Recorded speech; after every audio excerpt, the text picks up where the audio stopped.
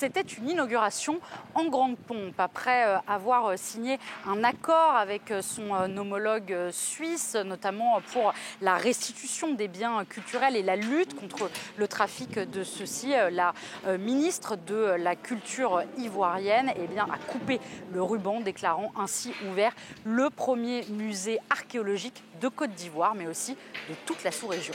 Parce que l'archéologie, finalement, c'est celle qui permet de démontrer qui on est, qui permet aussi de porter des valeurs autour de la cohésion, de la fierté. Cette première, elle accueille plus de 200 vestiges ivoiriens qui racontent l'histoire du pays, de l'homme paléolithique à la traite négrière.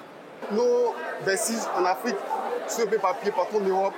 Donc du coup, si ici nous avons notre musée, ça nous permettra d'abord de procéder sur place et aussi dans la même lignée, nous permettre aussi de retracer l'histoire, un peu le vécu de nos différents peuples qui ont vécu un peu en Côte d'Ivoire.